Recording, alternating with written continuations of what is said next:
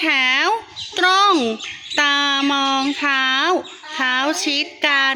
ไม่คุยกันทั้งหมดแถวตรง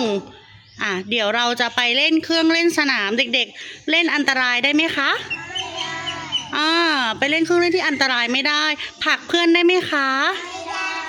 ยื้อแย่งกันได้ไหมคะไปเล่นไม่ถูกวิธีคุณครูจะเอามานั่งเป็นเพื่อนคุณครูดูเพื่อนๆเล่นโอเคไหมคะโอเคทั้งหมดเก็บมือค่ะเก็บมือหรือยังคะดินสอเก็บมือน้องดินสอเก็บมือ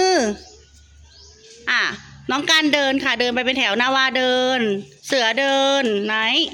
แล้วก็สกายเดินไปเป็นแถวนะคะไม่เป็นไรหรอกลูกน้องเขายังเด็กอยู่เดินเลยเก่งมาก